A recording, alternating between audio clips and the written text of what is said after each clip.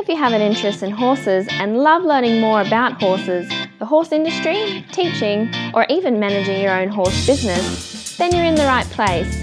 We would love you to join us on our mission, which is to improve the lives of horses around the world through the education of riders, handlers, and trainers. So get comfortable, listen in, and enjoy. We've got Wendy Murdoch today. Wendy's been on quite a few times on Horse Chats before. Today she's going to talk about rider function, but in the comfort of your own phone and ways to find harmony in the saddle. So, Wendy, are you there? I am. How are you? I'm well.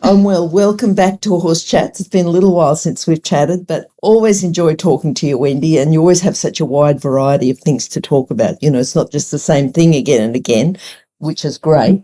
But, Wendy, before we get started, I just want to remind people that just if they've got the same vision as International Horse College, which is to have a world where people safely appreciate, respect and enjoy their horses, and the horses appreciate, respect and enjoy their people, then have a look at the website, internationalhorsecollege.com, registered training organisation 31352. And Wendy, just talking about people safely appreciate, respect and enjoy their horses, if people can sit quietly in the saddle, and they're going to find harmony in the saddle. So these are exercises you're going to talk to us about, and they can be done without a horse. Is that right? Right, because, people have busy lives, and whether it's at work, whether you're driving your car, when you think about the actual time that you spend in the saddle versus the time you spend doing the rest of your life. If we don't think about our riding when we're off the horse, it's really hard to expect our bodies to be able to instantly find that function on the horse. And of course, we've got the horse who, might be looking at something or, might have stepped in a hole or something. And so, it's if we can spend time every day thinking about ourselves, then when we get in the saddle, we're already one step ahead because A, we can have a better understanding of what our patterns are. And then B, when we get in the saddle, we can figure out, no, wait, is that my pattern or is that a pattern my horse is putting me into? So that's a big deal, right? So many times riders don't realize that their pattern is actually causing, say you sit heavy on one seat bone, is causing the horse to lean. Yes. But if you spend time off the horse and you discover that, then when you're on the horse and you go, oh, my horse is leaning, what am I doing? Mm-hmm. So we bring the focus back to the rider to say, okay, wait a second. Is that my pattern? Oh, yeah, that's my pattern. All right. Well, I have to remember what I can do to stop being in that pattern or find something a little bit better. And the beauty of the horse is that the horse is such a great feedback system. He's so quick to reward us when we get it right. Even if we get close, he's going to reward us, right? Yep. But we have to be willing to ask. We have to be willing to ask the question, what am I doing? Is this what's causing my horse to fill in the blank? And when we can do that, then it becomes a dialogue, a conversation, rather than I told you to do this and you're not doing it and you got to do it, right? Yep. And I think that it's so important that we recognize that gravity is the law. Our job is to align ourselves as best we can, right? Life's not perfect, as best we can with gravity. And then just have that feedback loop between my horse and myself. If, I think I'm there, but hey, let me just experiment doing this a little more this way and see what my horse says. And then it's a conversation, right? And it's a feedback loop. So instead of always saying, you, the horse, have to do what I said because I think I said left lead canter and you're giving me right lead canter, maybe I need to check and see, well, do I have two canter leads? So that takes me into the first thing that people can do. And, it's one of my favorite exercises to do with riders when they give me any questions about canter. I get questions all the time about, oh, my horse only has one lead. Oh, I'm trying to do flying changes. Oh, I don't have enough suspension. So one of the things you can do on your own is go back to being a child and canter on the ground. Canter with your back legs. I think of it as our back legs. Oh, Wendy, when you said these exercises, I was thinking, well, this would be really good because you could sort of, if you catch a train to work or something, you could do that. But I can't imagine cantering around the train and the train station. I think people, we'll cut that one. It's okay. All my students are, people think they're crazy. But you can canter, in your yard when you're going out to take the trash. Yes. Right? Yes, that's right. When you're going down to the paddock to feed your horse, you can canter, right? And I can't tell you how many times I have sorted out a canter problem watching people canter on their own 2 feet. And that they don't sure have they 2 can canter leads. both ways. Yeah. Yeah. Yeah. Yep. Or they twist themselves when they canter, right? They turn their bodies, and because the horse, we have to remember that in canter, the horse's spine basically still has to stay straight. If we turn ourselves like 45 degrees with our pelvis, we're telling the horse to go in a different direction while we're thinking that we're telling him to canter straight ahead. So that kind of body awareness, but you can do that in your backyard where no one sees you on the way down to feed your horses. No, that's fine. That's a good one, actually. Yes. Yeah. Speaking about catching a train, so many people carry backpacks and purses on their shoulder and that sort of thing. So it's really important if you have to carry something on your back to either carry it symmetrically, like a backpack, or make sure you switch, right? I mean, so many people want, if you're right-handed, your left side tends to be stronger. So you're like, yeah, you put the 6 bags of groceries on your left arm and you turn the key with your right hand. So it's just really important to make sure that, hey, can I carry the groceries on either arm, right? When I'm going home and I'm walking into the house, or when I'm carrying my purse, do I carry it? In fact, I try really hard not to carry things on my shoulder, because when we carry things on our shoulders, we tighten the shoulder. So I'm a huge fan of having any kind of luggage with wheels. So if you're having to catch a plane, you put your stuff in. There's lots of really nice little wheelie bags these days. So you're not carrying it on your shoulder, because that's so asymmetrical. But even with the wheelie bags, a bit like you said, to carry it to the right and carry it to the left, that makes so much sense. Yeah. Yeah. Another really simple one, which you've got to be very careful with, is brushing your teeth with either hand.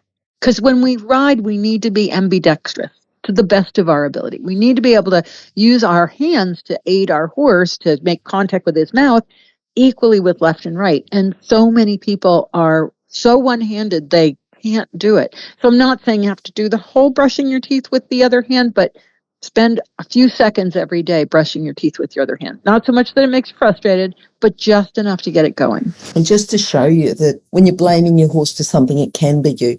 I did this, the teeth cleaning method when I first started doing it with my left hand. I was awful. Yeah, it takes a little while to get ready. It does. Yeah. Mucking the stalls the opposite hand. Yep. It's really, that's another just a great place to improve your symmetry. Mm-hmm. Anything you can do to make your non-dominant side a little bit smarter. I can't tell you how many people tell me, well, that's my dumb leg. What do you mean your dumb leg? Your horse is like going, well, if that's your dumb leg, I still have to listen to it. Right? Yep. So that's another thing. I do a really simple exercise with people at Feldenkrais lesson, which you could probably do if you didn't have to hold anything right now, is to just cross your arms and notice which arm is on top, and then uncross your arms and cross them with the other arm on top. And just that simple thing, so many people have difficulty with. I mean, because these are habits, and what habits are is unconscious. We don't know we're doing them, but they're operating all the time. So when you cross your arms in the unconscious habitual way, one shoulder is going to be higher. So by just practicing, if you're standing there talking to your friends and you have your arms crossed, just very quietly switch so that the other shoulder rises. So now you've got to feel, if you're standing on your 2 feet and you switch the way your arms are crossed, if you're standing, you may notice that the weight changes on your 2 feet. Well, that's really important because we need to be equal weight on both feet. So if I'm constantly like crossing my arms in one way, raising that shoulder, and then kind of leaning over the other side, when I get on my horse, that's not going to go away. That's going to be my pattern. Yep. So if I can just spend, just these really simple little things, because, people's lives are really, really busy. Yes. And when, they come, well, what can I do to improve my riding? And if I give them something really that, well, you're going to have to take a half an hour and go do this thing. Their lives are too busy. They're going to feel like they failed if they can't get it done. They're going to feel frustrated. So we have to start integrating little tiny steps that just start that ability to pay more attention.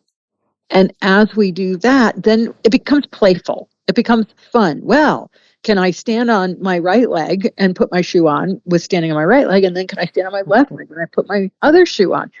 You'd be amazed at how many people can't do that. Some people too, you get in the habit of putting your right boot, when you go riding, put your sock and your right boot on first. Do you do your right boot first? Do you do your left boot first? Do you do your socks first and then both socks and then both boots, or one sock and one boot? Just things like that, just being habitual, but changing things around to show that you can change it around. That completely makes a lot of sense, Wendy. Yep. Right. Right. Because first we have to have awareness. You have to notice that you have a pattern, right? And so habits, the very nature of them is unconscious, but we've got to somehow bring them into the conscious. So these simple little things start to bring them into the conscious world. Once they become conscious, then we have to have choices. So the thing with crossing your arms is, okay, it becomes, whoa, I don't know how to do that. Great. Now spend some time and figure it out, right? There's actually 4 different patterns because you can have both hands out or one hand tucked and left and right on top. So there's actually 4. The other thing you can do, and this is a really simple one, I can't tell you how many riders tell me, oh, my ankles are rigid, my ankles are stuck, my ankles are stiff, I've sprained my ankles, blah, blah, blah. So many people have ankle issues. And then we're told heels down, and we've had this whole conversation about heels down in the past, and then they try to jam their heel down, and that just makes it stiffer, okay? So a simple one there is take a soup can, or you know what a pool noodle is? Yes. Yep. Okay, great. A chunk of pool noodle, and while you're sitting there watching the tube at night, just roll your foot on the pool noodle.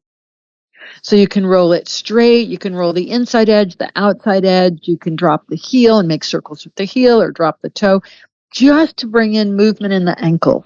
So important. So important. It's important for our just everyday function because our ankles are huge in terms of feedback to the brain about where we are in space and not hurting ourselves, right? The ankle has to be responsive.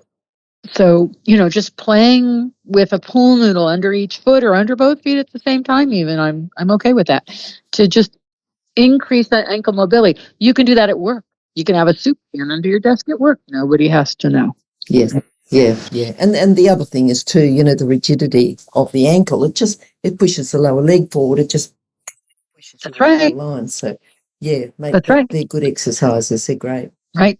So I'm thinking about being on the train though. I don't know about the pool noodle on the train, but no, not on the train. Not on the train. But when you get to work, right? That's what I say. Have it under your desk. Have your feet elevated. You make sure, and this is so important, that when you're sitting at your desk, if you're working on the computer, really check it's called ergonomics, your position. So, so often I'll be working with somebody and I'll go, is your computer screen off to the right? And they're like, yeah, how'd you know? Because your whole head and shoulders are oriented to the right all the time. So it's really important, to check where your computer, make sure that you're square to your computer screen, make sure that you're high enough that you're not, looking too much up or down at it, right? Having something underneath your feet when you're at the computer so that you keep your feet, like alive, like pool noodle or a soup can or anything that, like there's treadle things now that you could put under your desk that nobody would see, to just keep the joints alive. And it's really good for your body because, you when you're sitting for long periods of time like that, some people's legs swell because the lymph goes down and there's not enough to send it back up. So, just keeping some movement in your feet and your ankles, but having like something underneath your feet that you can kind of mess with is a really good thing. And then, about the Surefoot pads, we've talked about that in the past. And just if anyone doesn't know about those Surefoot pads, just go to horsechats.com and you can search for Wendy, search for Surefoot or search for Murdoch and you'll find episodes that we've done on those. Yep. Yeah. And now we have great research about Surefoot and how it's influencing the horse's top line. And, they're looking at development of the multifidus muscles. There's really great research going on now and more coming about how Surefoot pads are so beneficial. But the point being there is, we're putting a horse on an unstable surface to reorganize its balance, behavior, and movement. Well, standing on an unstable surface, a wobble board, an unsteady rock, careful, not a tall rock, but just walking across different surfaces. I actually spend a lot of time either barefoot or in, I have these wool felt shoes that have just a leather bottom or a rubber bottom, so that my feet are following the contours of the ground when I walk outside.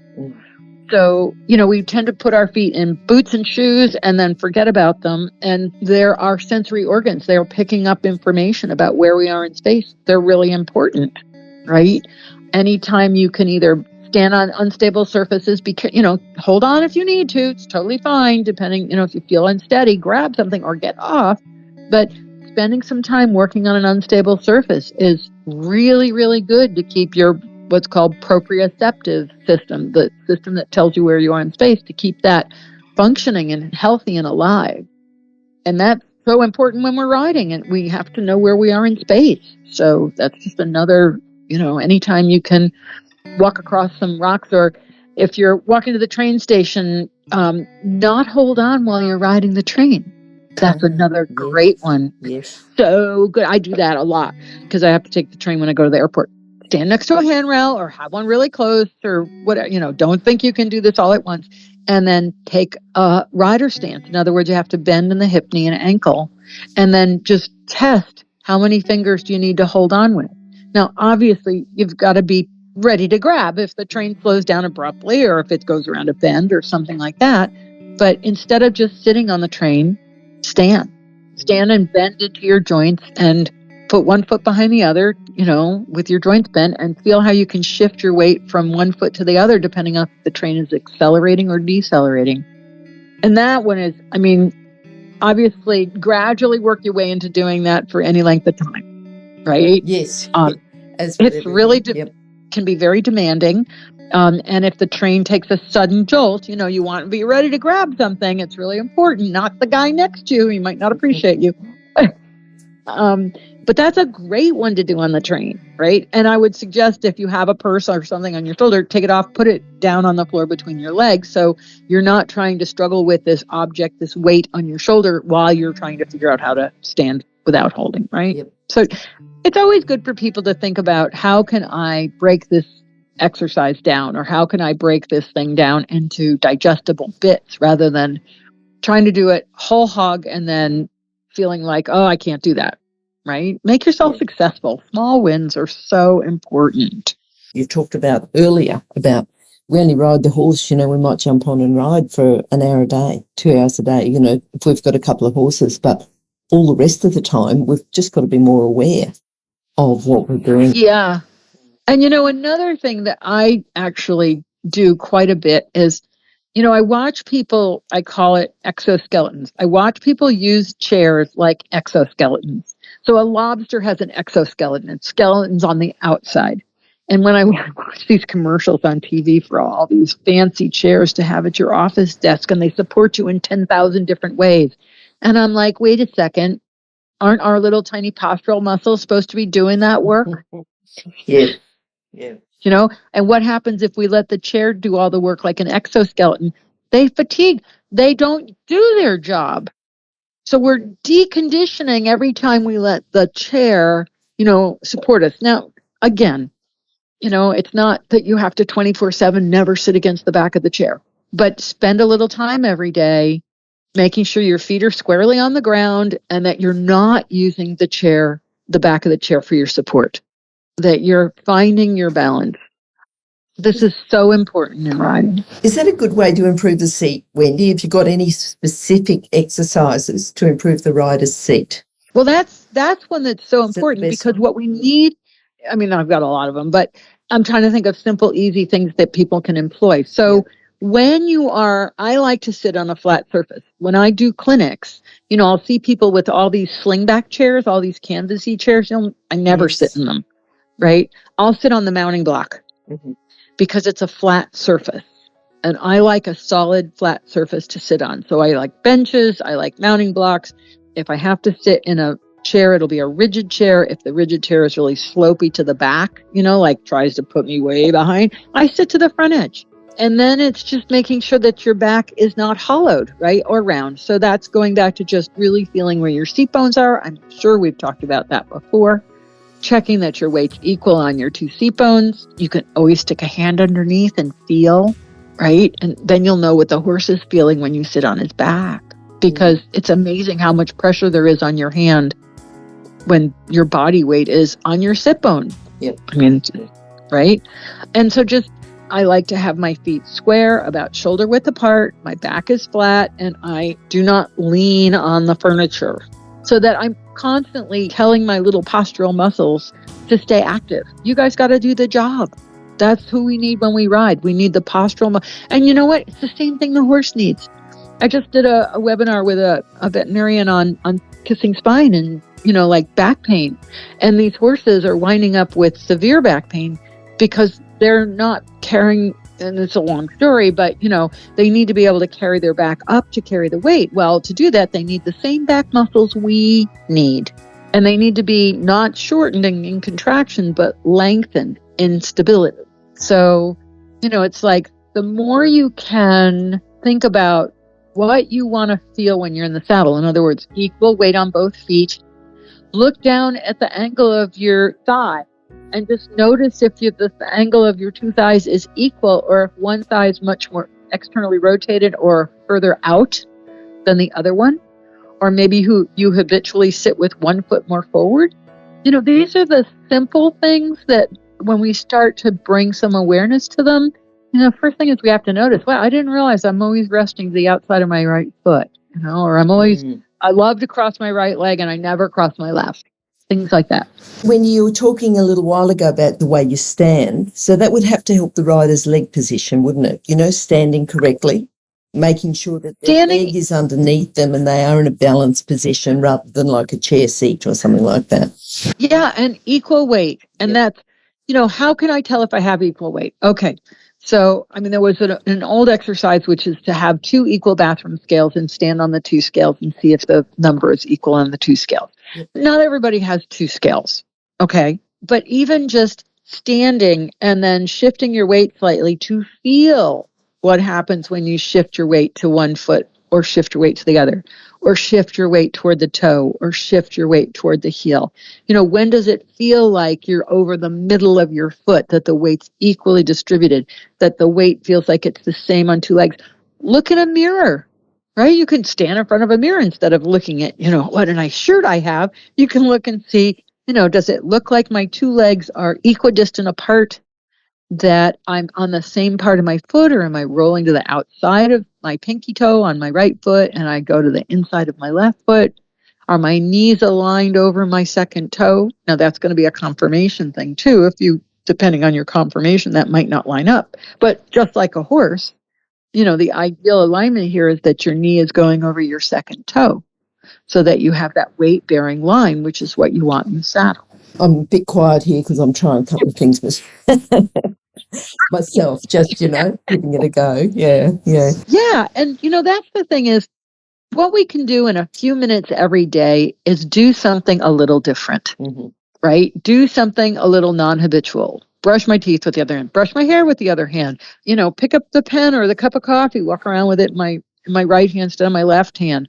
Cross my arms the other way. Anything we can do that's not overly demanding in the beginning, right? That just starts to pique our interest and go, well, what am I doing? Because then when we're in the saddle, we need that same sort of curious quality. What am I doing? Am I sitting in the middle? My horse is heavy on the left rein. Oh, well, I just fell off to the right. No wonder, right? Because we need to get that feedback loop working, that feedback loop of when I do this, I feel this, or I'm not so good at that, I thought I was. Or I had surgery a few years ago they had to remove a bone spur and reattach glute medius, which is your middle gluteal muscle. And I struggled after that. And then I went to the doctor one day and he said, well, stand on your tiptoes. And I couldn't do it. And I didn't know I couldn't do it. That was the more frightening thing because I hadn't tried. I hadn't even thought about it, right? And he said, stand on your tiptoes. And I literally could not do it. So now I practice that. I'm like, can I still play? Oh, yeah. Okay, we're good. Yep. The underlying message here is just to be aware, and if you think about in your lessons, if your instructor's saying, sit a little more on a particular seat bone, or, you've got your body twisted, or sit up and your shoulders back and look up and look around you, things like that. It's then not just going, oh, yeah, I'm doing a lesson now, and you might practice in between your lessons. It's practicing what you're doing every day in between your lessons, like all the time, not just when you're riding. There's a lot more to it than that, isn't there? Yeah. I can't even remember. I've given assignments for people when they're in the grocery store with their shopping cart. I've forgotten what they are now, but some in Europe the shopping cart's leg yield. It's awesome. The American cart's leg yield. But it's just, you can even just pay attention when you're pushing a trolley. I mean, and it's that little thing will grow. The idea of bringing in greater awareness and then asking yourself, can I do this different? Can I do this with my other hand? Can I shift my weight to this spot? Can I walk across those stones and not lose my balance? If you're wearing high heels, I don't recommend it. Like, can I walk barefoot, right? Can I go barefoot? Can I pick up stuff with my toes? People with flat feet, they can practice picking up stones and marbles and things, or scrunching in sand with their toes. But we have to start with the awareness of, asking the question, what happens if? What if I do this? Can I do that? And then we get into this, like I said, a dialogue, and our horses really appreciate the dialogue. When we say, well, can you do this? And you're like, oh, you can. Oh, I didn't realize that was hard. Okay, let me show you, right? So now it becomes an educational thing instead of I said you have to, and he's like, I can't. And we're like, I don't care if you can't. What do you mean you don't care if I can't? Yeah. Right? Yeah. As opposed to, oh, is that difficult? Let me show you. Let me see if I can figure out to say it another way. Let me see if I change something about me, does that make it easier for you? Then we have a dialogue. The horses really appreciate that, right? Yes. Because then you're listening to them. And, people say, well, they're horse whisperers. I want to be a horse listener. I want to listen to my horses and listen to what they say and see if I can really hear the subtle little things that they're whispering to me. That's a message to take away, isn't it? That become a listener. Yeah. And just observe, just notice. Same way you notice yourself, and I need to sit a little square. I need to look up and, open my shoulders a little more. There's things that as a person you need to do, and that's creating awareness. But what's your horse telling you the whole time when you're with your horse? So then that way you can focus on your horse rather than you, because you've already got all those other things. You've already practiced. Yeah. Right. Yeah. You've created positive habits, positive awareness that you carry with you so that it's available when you need it. Wendy, something I have to say, I haven't chatted to you since you went on your last safari. How was that in September? Oh, it's fabulous. We went in September and it was fabulous, and we're going back in 25. Okay. So I'm already working on another safari. Yep. And that horses just get better and better. Gordy, our outfitters, Gordy and Felicia Church, she's really come up with a good combination horse that's got good bone and can carry weight. Because, people are getting older and heavier. Okay.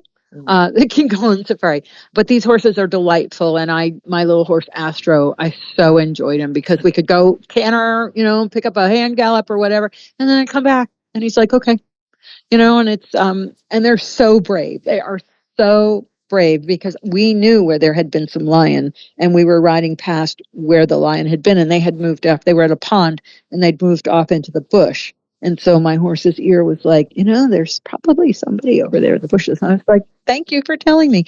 But they're so brave. And the game was amazing. We had a cheetah join us for tea, our 10 o'clock tea. She brought her babies and parked them under a bush. And we were within spitting distance practically of this cheetah. And she just laid there, and we had our tea and our hard-boiled eggs and cheetah viewing. Yeah, it was amazing. Wow.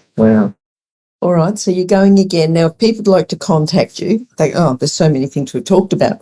If they'd like to contact you, there's probably different ways. The safari, is there a specific way to contact you about safaris, specific way to contact you about Surefoot, or a direct way to contact you?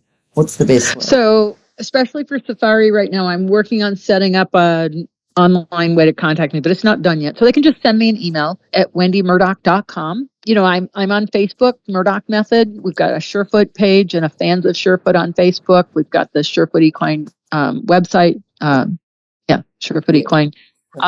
So, and they can just Google Wendy Murdoch, and you can go to the Murdoch Method website. There's another Wendy. I just have to say, there's another Wendy Murdoch, but she spells it with an I, not a Y. And if you Google me, you will see her and me, and you'll know she's not me. It's very obvious. Does she have horses? The other Wendy Murdoch? No, That's her. no. Yeah. She's of Asian descent and used to be married to Rupert Murdoch. Ah, okay. And she spells it with an I. So she recently got Wendy with an I Murdoch.com. And so I notice now that if you Google Wendy Murdoch, but it's so funny because you'll just know the one that's the horse person and the one that's not. It's real obvious. Yep. I'm sure most of your photos have got horses in them. The photos that I've got have got horses in them of you. Yeah. But, like I said, Facebook's a great way to reach me. We're and I'm working on wendymurdoch.com. Okay, so that's in the works, which is basically going to become the house for everything. I'm going to kind of have a funnel that everybody can get in there and get to Surefoot and get to Safari and get to all the different things. Just not finished yet, but it's coming. Perfect. All right, then. I think I'm in the process of doing something myself for glenyscox.com. I've sort of had the website for years, just to talk about the education or the short courses or the podcast or, whatever. But and it's I've had wendymurdoch.com forever, and I've just not used it. And so suddenly it was like, you know what? I need to pull everything in house, and that's the easiest point of entry, right? Definitely. So, coming soon. All right. And Wendy, it'd be great to catch up with you about your research that you're doing in the Surefoot as well. So that'd be great to catch up there. Yeah. Just let me know. Yep, will do. All right. Well, thanks, Wendy. Thanks again for your chat. Thanks. Great to talk to you. Yeah, for all your information. And I think if we can go away from this and just be more aware of what we're doing for the rest of the time, not just when we ride and when we're around the horses, but the rest of the time, what can we do that's going to help our position, which will increase our harmony with the horse, but what can we do when we're not with our horse to help the horse when we're with them? Yep, perfect. Great. All right, good to talk to you, Wendy. Talk to you soon. Thanks. Bye-bye. Okay, bye. If you've enjoyed this chat, then please comment, rate and subscribe. If you'd like any changes or recommendations for guests, then please contact us through horsechats.com. And while you're online, have a look at the government-accredited courses at internationalhorsecollege.com. Registered Training Organisation 31352. Remember that our comments and instructions are general in nature and do not take into consideration your individual horses or your individual ability and circumstances. If you enjoyed this podcast, then please leave your comment below.